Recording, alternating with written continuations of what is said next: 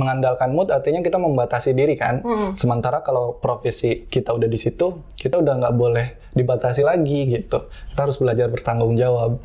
Jadi dari belajar itu aku mencoba untuk sama aja apa yang dituang, apa yang ingin disampaikan itu aku coba untuk merangkainya dengan sebaik-baiknya gitu. Karena kalau hanya mengandalkan mood tuh kita benar-benar nggak bisa berkarya gitu. Jadi stuck juga dan kita semakin membatasi diri sendiri. Sementara kalau batasannya ada pada diri sendiri itu sama sekali kita akan sulit untuk melangkah.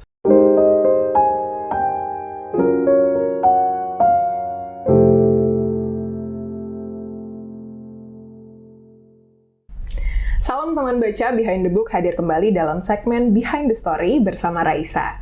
Kali ini kita akan membahas tentang merangkai kata untuk menyentuh hati. Siapa di sini teman baca yang setuju kalau menulis itu perlu mood yang baik? Supaya apa? Supaya tulisannya lebih puitis, lebih indah, dan juga lebih nyata. Tapi bener nggak sih kayak gitu? Yuk kita akan bahas kiat-kiat menulis ala Kiki Mulki Muhtar yang sudah hadir bersama kita di studio.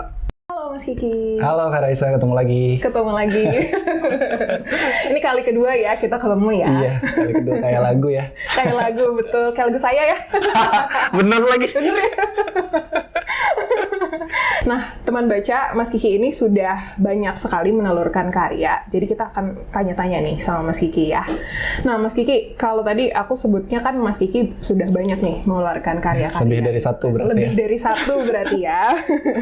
Nah, itu tuh udah berapa sih kira-kira karyanya yang udah beredar nih? Kalau bicara karya yang berupa fisik, buku tuh 3 sih sekarang. Buku 3? Nah, menerbitkan buku ketiga baru launching. Baru launching. Jadi kalau dibilang banyak juga belum banyak, tapi kalau definisinya lebih dari satu, udah. Lebih dari satu udah ya. Tapi kalau di luar yang udah jadi buku, banyak? Banyak sih. Kalau konten-konten dibilang karya juga sih. Karya itu. juga ya. Udah karya banyak juga. Udah banyak. Itu kan konten-konten itu juga awalnya dari tulisan ya? Karena aku selain di buku juga aktif di sosmed kan. Posting-posting tulisan juga. Yes, betul sekali. Nah, itu genre-nya apa aja tuh, Mas? Biasanya kalau menulis? Aku karena sukanya romance, genrenya romance, tapi kalau untuk sekarang lagi berpindah dulu nih dari romance tuh ke pengembangan diri. Karena aku lihat teman-teman sekarang tuh kayaknya lagi butuh itu gitu. Apalagi kalau ngelihat ini mah observasi pribadi aja ya gitu, kayak dari konten-konten yang di-up tuh yang lebih diterima untuk sekarang tuh kayak naskah-naskah dan cerita-cerita pengembangan diri. Makanya aku lagi berpindah dulu dari sesuatu yang aku suka, dari romansa ke tulisan-tulisan yang lebih membuat kita bertumbuh. Jadi nggak romance kalau untuk sekarang. Oke. Nah, kalau Mas Kiki sendiri, tadi kan kalau yang aku sebutin di awal tuh aku sempat nanya juga nih ke teman baca ya. Kalau nulis tuh butuh mood nggak sih? Moodnya harus bagus nggak sih buat jadi sebuah karya yang puitis, yang ngena gitu lah ke pembaca gitu kan. Kalau Mas Kiki sendiri gimana? Butuh mood juga kah? Atau ya nulis aja gitu?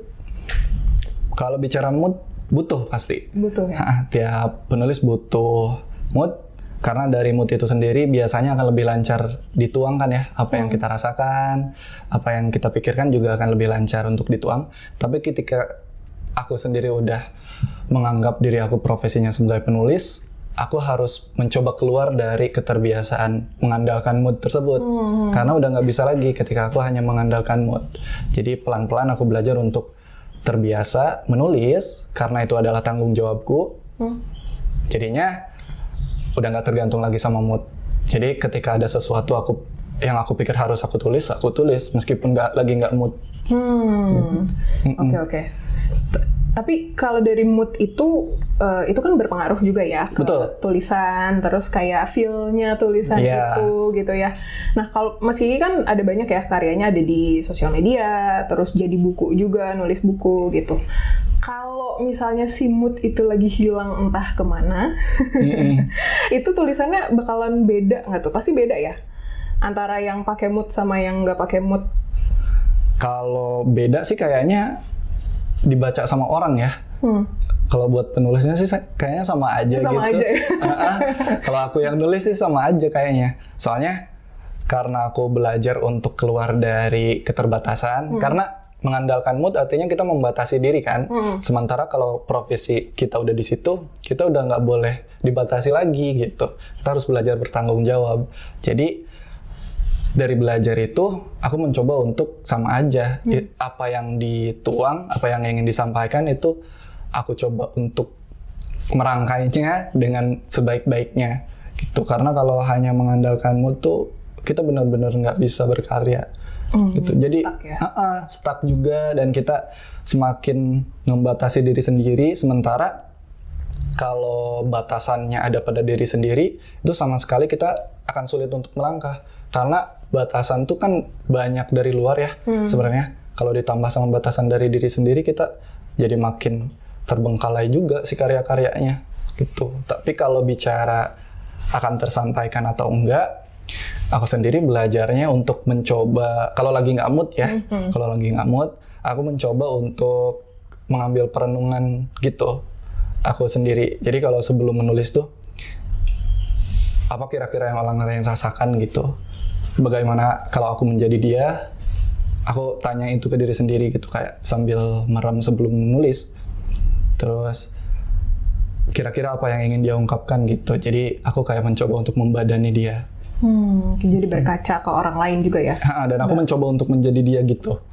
Oke, jadi mungkin nggak dari Mas Kiki. Mungkin dari situ ya. Mudah-mudahan si tulisannya akan berasa gitu. Sekalipun lagi nggak mood. Tapi pernah nggak misalnya kayak Mas Kiki nih nulisnya lagi nggak berdasarkan mood, atau kayak belum sempat perenungan gitu-gitu. Ada nggak komentar-komentar dari editor ya biasanya ya? Yeah. Ki, ini tulisannya kurang nge-feel nih misalnya gitu. Pernah nggak kayak gitu? Pernah, ada dong. Ada ya? Ya ada. Karena kan kita penulis cuma orang juga, manusia biasa juga, nggak mungkin tulisannya selalu ngena dan bagus terus gitu. Itulah kenapa ada sang editor, tag team ya. Iya, kita kan saling mengingatkan kalau misalkan yang ini tulisannya kurang nih, sangat nggak apa-apa, dan aku pernah juga. Ya. Teman baca setuju nggak kalau kayak gitu ya? Kalau itu kan tadi antara penulis sama editor ya, itu gunanya editor tuh teman baca. Kalau teman baca gimana? Membaca buku yang udah jadi, otomatis kan udah diedit ya. Jadi ngebacanya lebih ada feel-nya gitu kan. Jadi lebih tersaring gitu ya Mas Kiki ya. Tersaring karena udah nggak cuma dari satu orang aja nih yang nulis, dan udah disupervisi lah gitu ya. Apa yang ingin disampaikan tuh sebenarnya sama penulis dan editor tuh coba dirangkai sebaik-baiknya gitu, dengan kalimat yang tidak terlalu kemana-mana, maksudnya sampai. Kemudian kalau dari segi kepenulisan kan ada ejaan juga dan lain sebagainya. Betul. Jadi menyangkup itu semua, kita mencoba untuk menampilkan tulisan yang bisa diterima dan nyampe maksudnya.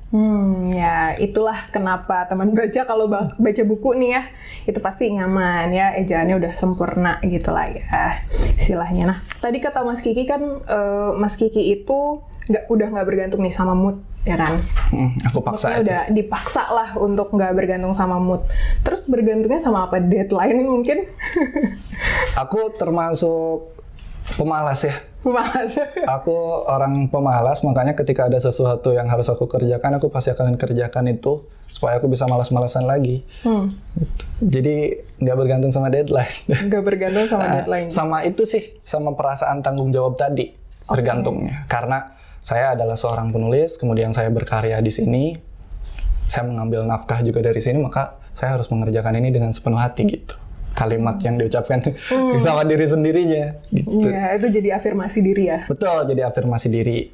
Aku pikir ketika kita menentukan sebuah profesi ya, suatu profesi, kita harus belajar tanggung jawab di situ supaya kita tidak mengandalkan apa-apa, kayak mengandalkan mood atau mengandalkan partner kerja. Karena kalau kitanya udah tanggung jawab, ya udah dikerjain aja kan. Betul.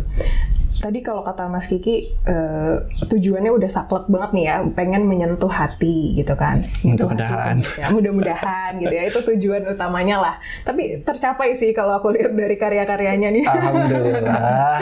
Nah, terus gimana caranya Mas untuk melibatkan hati kita gitu dalam setiap karya gitu kan? Tadi kalau nyambungnya ke tanggung jawab gitu ya, itu kan satu hal yang emang belajar ya, proses gitu. Betul, kalau proses. dari Mas Kiki sendiri gimana caranya melibatkan hati dalam setiap karya? Melibatkan hati, kan ada kata ya, kalau sesuatu yang ditulis dengan hati akan sampai ke hati gitu kan. Orang-orang sering bilang gitu.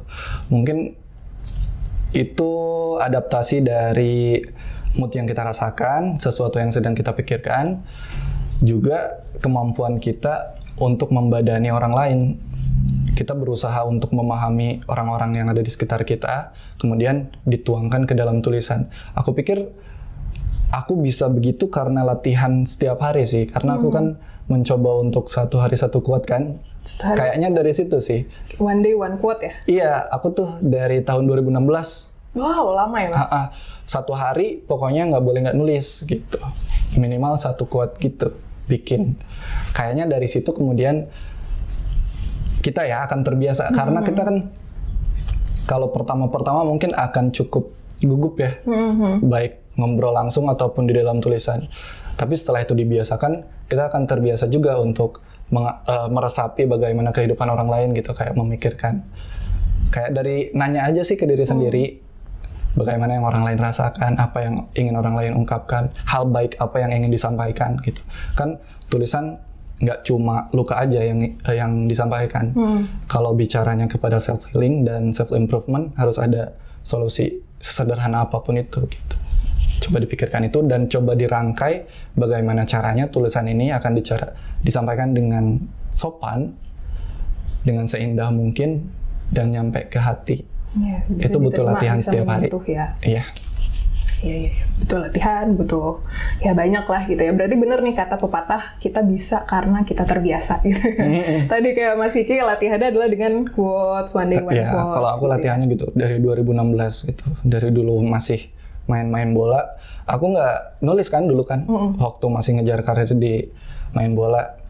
Tapi aku setiap hari kayak bikin tulisan, meskipun sering diledekin sama teman-teman kayak apa sih lebay gitu kan, bikin puisi apa gimana. Aku juga sempat heran kenapa orang bikin puisi dibilang lebay ya. Aneh juga, karena dia lagi nggak di frekuensi yang sama kali ya. Iya. Nanti juga kalau dia lagi merasakan sesuatu, udah ngeliat tulisan itu pasti relate nih. Padahal sebenarnya tulisan aku juga sering di repost juga. Itu dia, kayaknya gengsi aja ya. Iya. Gengsi. Nah, Mas, aku tuh setiap ketemu sama penulis selalu kepo ya. Kira-kira Mas Kiki tuh kalau nulis punya lokasi-lokasi khusus nggak sih buat nulis? Karena kan biasanya tempat-tempat khusus tuh bisa bikin pikiran jadi lebih lancar gitu kan. Kalau Mas Kiki sendiri, kalau nulis tuh harus di lokasi tertentu? Iya, kalau aku sendiri biasanya lebih lancar untuk nulis itu di rumah sendiri ya. Di rumah? Di rumah sendiri, atau kalau sekarang aku kan ngekos di kos sendiri. Tapi sangat nggak apa-apa juga untuk sesekali menulis di luar. Ada orang lain yang di coffee shop kan, lancar nulisnya. Tapi dari situ juga ada inspirasi-inspirasi lain. Sebenarnya tergantung bagaimana kita mengambil tanggung jawab itu tadi sih. Jadi dimanapun kita tetap bisa nulis. Tapi kalau aku pribadi, aku lebih nyamannya di rumah. Kalau untuk bikin karya. Bikin karya di rumah ya, kalau Mas Kiki pribadi. Oke, kalau jadi penulis nih Mas ya, baru mulai nulis, terus kayak baru pengen terjun lah gitu jadi penulis. Sama kayak aku nih, baru terjun. Masa sih dari 2016? Enggak, itu bikin quote-quote-nya. Bikin quote-quote-nya aja gitu. Terus baru terjun ke buku. Iya, aku serius bikin karya buku tuh 2019 kalau nggak salah. 2019. Ya, tapi exercise-nya udah lama tuh dari 2016. Iya. Ya, jadi ya teman baca bisa lihat sendiri lah hasil karyanya di bukunya ya. Nah, Mas Kiki, kalau nulis itu tadi kayak yang aku bilang ya, kalau case-nya kita baru mau terjun, baru mau jadi penulis gitu. Sebenarnya harus ada alasan nggak sih kalau kita mau mulai nulis? Harus ada alasan, mungkin lebih ke tujuan ya. Tujuan. Tujuan hidup. Aku pikir ketika kita punya tujuan hidup itu akan membantu kita untuk berproses di sana. Jadi sebaiknya ditemukan dulu tujuan hidup sih, terutama kaitannya dengan menulis itu sendiri. Kalau misalkan teman-teman ada yang tujuannya di kepenulisan, itu akan lebih baik daripada orang yang tidak memiliki tujuan di sana. Dia akan lebih ngambang biasanya ya. Kalau yang punya tujuan tuh akan lebih terpacu gitu, terfokus di jalurnya. Mudah-mudahan kita semuanya nih bisa menemukan tujuan itu. Karena kan yang sulit itu, apalagi di masa transisi. Raisa ngerasa nggak sih waktu kita dulu sekolah, kemudian dari masa remaja kita naik ke dewasa, beberapa orang nggak tahu harus kemana, nggak tahu harus profesinya apa. Betul. Sebenarnya tantangan paling besarnya itu di situ menurut aku ya, menemukan apa yang kita tuju. Orang-orang mungkin di usia 30-an juga sampai sekarang masih ada beberapa orang yang nggak tahu mau jadi apa, harus kemana gitu. Artinya itu tidak dipetakan ya hidupnya. Jadi dia kemana aja. Aku pikir itu akan lebih menyulitkan kita sebagai manusia. Kalau Mas Kiki menulis itu tujuannya untuk apa? Untuk siapa? Kalau aku tujuan pertamanya, awalnya kan aku pernah bercita-cita ingin jadi pemain bola kan, tapi nggak kesampaian di sana. Jadi tujuan pertamanya awalnya tuh aku kayak banting setir aja. Dari mengejar karir di bola, kayak mau nulis gitu.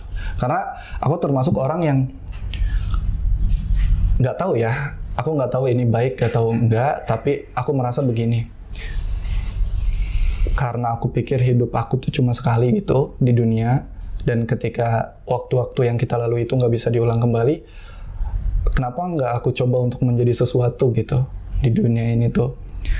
Aku nggak ingin menjadi seseorang yang cuma membantu orang lain untuk hebat gitu. Artinya aku kan pernah mencoba juga untuk jadi karyawan, aku kerja di beberapa perusahaan gitu. Dari situ aku menerima bahwa aku kayak nggak hidup ngerasanya gitu. Nah, ke menulis ini pada awalnya tujuannya adalah mencari kehidupan itu sendiri. Jadi aku pribadi dari menulis aku merasa hidup gitu. Kayaknya jiwanya emang di situ ya. Aku sendiri sih ngerasanya kayak gitu. Kalau orang lain sih terserah. Gitu. Nah, tujuan dari menulis ini sendiri, ketika tulisan-tulisan itu dibuat, jadi bertambah. Ada beberapa orang yang sampai sekarang setiap hari ada yang nge-DM aku. Dia curhat tentang pasangannya, tentang keluarganya, tentang bagaimana dukanya, sesuatu yang tidak bisa dia ceritakan kepada orang lain, yang bahkan menurut dia itu aib, dan memang aib ya sebenarnya. Tapi orang-orang yang tidak aku kenal sama sekali, yang tepatnya jauh, sampai cerita ke aku gitu, setiap hari. Ada beberapa orang yang bilang, "Bang, terima kasih ya karena tulisan-tulisannya aku nggak jadi memutuskan untuk bunuh diri," dan lain sebagainya. Kayak gitu. Itu Kak Raisa kalau nggak percaya sih, aku benar-benar menerima DM-DM seperti itu. Ternyata tulisan yang dulu dikatain sama orang lebay, yang katanya apa sih gitu kan, bikin-bikin kayak gitu, ternyata bagi beberapa orang tuh membantu juga. Jadi sekarang tujuannya selain untuk diri sendiri, aku ingin membantu orang lain juga dari tulisan. Karena kan dari apa yang aku bisa ya. Kalau untuk dari ngebantu yang lain mungkin aku belum bisa. Setidaknya dari tulisan dulu, dari kata-kata yang aku buat itu bukan untuk diri sendiri. Gitu.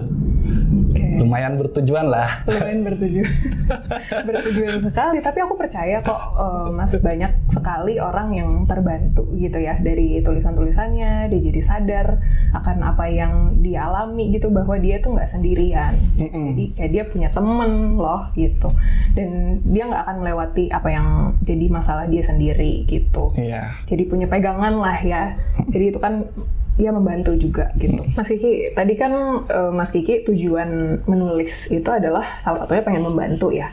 Pengen membantu orang-orang gitu di luar sana yang mungkin satu rasa juga nih sama Mas Kiki. Nah, ada nggak sih Mas peran-peran penting dari orang terdekat gitu, misalnya keluarga atau siapa gitu?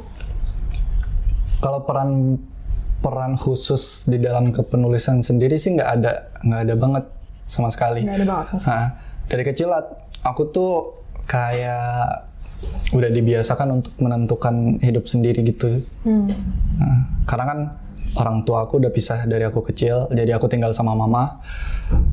Seperti bagaimana halnya seorang ibu, mungkin dia lebih ke perasaan ya, jadi lebih ke menyayangi anaknya. Tapi dia kurang begitu mengerti bagaimana menuntun anaknya untuk berjalan ya, untuk menentukan pilihan hidupnya apa gimana gitu. Jadi khusus kepada menulis ini sendiri nggak ada, jadi kayak aku milih sendiri aja. Tapi kalau bicara peran keluarga ya banyak. Aku kan nggak akan ada di sini kalau tanpa keluarga aku. Betul. Tanpa mama, tanpa ayah aku juga. Peran khususnya sama sekali nggak ada. Aku belajar sendiri di rumah, nggak ada dorongan dari keluarga untuk misalkan kayak diikutin les bahasa apa gimana untuk menjadi penulis. Enggak, sama sekali. Enggak ada ya. Berarti dari dorongan khusus untuk menulis sebenarnya nggak ada kalau dari keluarga gitu. Tapi kalau dari segi inspirasinya sendiri, yang Mas Kiki tulis nih, sedikit banyak bersinggungan juga nggak sama apa yang Mas Kiki rasain tentang keluarga, tentang pertemanan dan lain sebagainya. Khususnya di buku yang terbaru ya. Terbaru. Aku banyak mengulas tentang keluarga, latar belakang aku sendiri, untuk dituang sebagai contoh nyata kali ya. Soalnya ketika aku membahasnya orang lain mungkin itu tidak akan cukup nyata untuk dipercaya sama orang, tapi ketika aku yang jadi contohnya mungkin nanti pembaca akan cukup percaya gitu. Jadi di dalam buku terbaru aku nanti aku membahas tentang keluarga, bagaimana seorang anak tunggal di keluarga yang broken home gitu. Oke. Itu judulnya apa? Buku yang sekarang? Yang terbaru, yang tadi itu? Iya, buku yang terbaru judulnya Menertawai yang Dunia Beri. Menertawai yang Dunia Beri. Itu di dalamnya aku ada kok membahas tentang keluarga nanti, tentang teman-teman juga. Jadi lebih dituang. Oke, lebih tentang itu ya. Dituangnya di dalam buku yang terbaru gitu. Oke. Kalau balik lagi ya ke tujuan menulis gitu dan siapa-siapa aja yang mendorong gitu. Ada nggak sih peran dari pihak luar gitu, kayak misalnya komunitas atau teman deket yang benar-benar mendorong Mas Kiki untuk menulis? Dorongan dari luar sebenarnya yang terbesar datang dari Kapitulis ya. Aku gabung sama Kapitulis. Kapitulis itu komunitas ya? Kapitulis bisa dibilang komunitas, keluarga, dan badan usaha juga. Bisa dibilang pionir jasa rangkai kata pertama di Indonesia. Nah, karena aku bergabung dengan teman-teman yang sefrekuensi, di sana ada Bang Zari, Bang Zari Hendrik, sama Bang Deva Dindi juga dari sana, teman-teman yang lain. Jadi ketika ada teman yang sefrekuensi, kami terbiasa untuk saling memotivasi. Meskipun tanpa ucapan ya, memotivasinya kayak, ayo dong nulis apa gimana. Tapi ketika ngelihat teman kita berkarya, kita juga jadi terpacu kan, jadi ikut terdorong gitu. Beda dengan kalau kita nggak punya teman sama sekali yang berkaitan dengan kepenulisan ini. Jadi semuanya kan harus segala sendiri, mencari inspirasi sendiri, dorongannya diusahakan oleh sendiri. Gitu.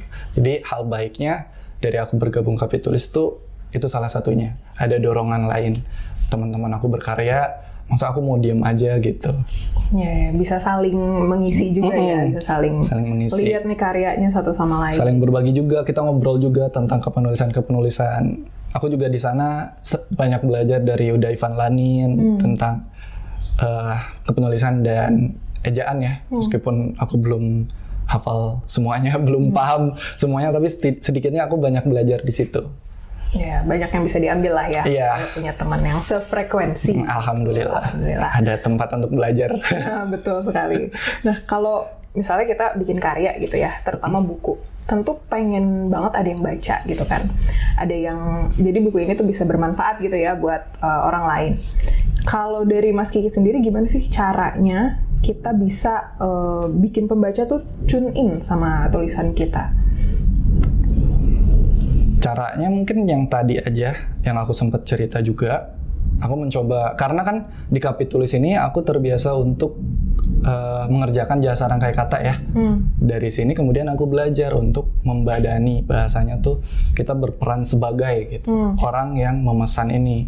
Nah dari situ aku belajar untuk menjadi sosok di dalam tulisan tersebut, dari bertanya kepada diri sendiri tentang apa yang dirasakan, apa yang ingin diungkapkan, apa yang dituangkan, itu sih sangat berpengaruh banget menurut aku. Jadi teman-teman kalau mau mencoba menulis, alangkah baiknya boleh direnungkan bagaimana rasanya menjadi pembaca, bagaimana seseorang ketika berada di posisi ini, atau mungkin seseorang di luar sana sedang berada di posisi ini. Jadi tulisan-tulisan yang kita buat akan lebih ngena juga. Oke. Nah ini mungkin berguna juga ya buat teman baca yang baru mau mulai nulis gitu. Biasanya kan kalau bikin karya apapun lah, pasti ada aja orang yang suka dan yang nggak suka. Betul banget. Ada yang memuji, ada yang mengkritik gitu. Pernah nggak Mas Kiki dapat kritikan selain dapat tadi kan ada ya DM yang menyukai bla bla bla gitu kan.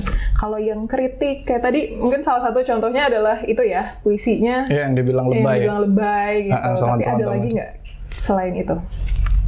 Selain itu ada aja sih yang namanya kritik. Kan kita manusia nggak semuanya suka kita ya. Termasuk tulisan yang dibuat oleh kita juga nggak semuanya disukai sama orang.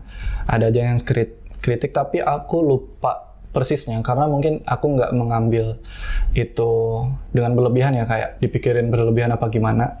Karena sadar juga aku orang yang sedang belajar, kemudian nggak ada orang yang sempurna. Begitupun tulisannya, jadi wajar ada orang yang nggak suka gitu. Atau misalkan contoh yang paling aku ingat, aku ada bikin konten kita ini sebenarnya sering mengambil itu, jadi manusia sering mencoba mengambil perannya Tuhan gitu di dalam hidup kita. Jadi kayak yang bagiannya Tuhan kita coba pikirin gitu. Makanya kita rentan stres. Nah aku tuh coba penuang dengan kalimat yang sebenarnya aku udah pikirin berkali-kali. Jadi aku ada menulis begini: kita jalankan apa yang menjadi peran kita di sini, karena kita kan sedang berperan, dan biarkan Tuhan melakukan tugasnya. Nah, orang-orang banyak yang mengkritik, emang Tuhan punya tugas gitu kan? Siapa yang menugaskan Tuhan? Oh, banyak kok. Mas kok tulisannya kayak gini gitu, kayak sombong terhadap Tuhan gitu dan lain sebagainya. Banyak. Sebenarnya kan aku berpikir dulu sebelum membuat itu. Aku membayangkan pada saat menciptakan manusia sebenarnya kan Tuhan menghendaki dirinya untuk punya tugas sebagai Tuhan bagi manusia kan. Jadi bukan berarti aku yang menugaskan Tuhan gitu, enggak. Banyak, itu salah satu contoh yang paling aku ingat karena masih baru. Aku cukup lupa soalnya. Apalagi kritikan yang orang-orang dari yang nggak aku kenal sama sekali, jadi nggak aku pikirin secara berlebihan sih. Soalnya kan kaitannya dengan buku terbaru aku ada membahas memisahkan siapa yang penting dan tidak penting di dalam hidup kita. Gitu. Filtering, betul. Itu singkatnya filtering. Jadi kita harus menentukan, menurut aku ya, kita ada baiknya belajar menentukan siapa yang penting dan tidak penting di dalam hidup kita supaya kitanya nggak terlalu terombang-ambing. Contohnya kayak komentar-komentar kritik dari orang yang aku anggap nggak penting, ya udah nggak usah dipikirin. Oke. Selain gak dipikirin, pasti kan ya kepikiran juga lah ya sedikit banyak gitu. Awalnya betul. Gitu kan. Gimana cara Mas Kiki menyikapi hal itu? Apakah dijadiin ide penulisan baru? Biasanya kan suka gitu ya. Ada kritik apa? Oh, ide tulisan baru nih gitu. Awal-awal aku menulis tuh sebenarnya banyak takutnya juga sih Kak. Kayak aku banyak mikirin, wah ini udah betul belum ya tulisannya? Ejaannya udah betul belum ya? Belum kritik orang datang ke kita. Pada awalnya itu terasa sangat sulit dan aku sendiri nggak tahu gimana cara ngatasinnya tuh pada awalnya. Tapi kan pelan-pelan kita sebagai manusia dan sebagai penulis harus mencoba untuk mengatasi hal itu kan. Nah, yang aku lakukan adalah mencoba menyadari bahwa oke, aku pasti nggak cemerlang terus gitu. Di dalam hidup tuh aku nggak mungkin perfect terus. Dan aku nggak mungkin selalu berprestasi. Setiap ucapan aku nggak selalu benar. Tulisan-tulisan aku juga nggak selalu benar. Jadi itu kayak kalimat-kalimat yang meringankan diri sendiri aja. Dari situ kemudian terbiasa dengan beberapa kritikan, kemudian muncul pemikiran, oh sini nggak penting di dalam hidup kita, jangan terlalu dipikirin gitu. Jadi tahapannya dari nggak bisa dulu, dari susah dulu tahapannya, kemudian ke memisahkan tadi yang penting dan tidak penting.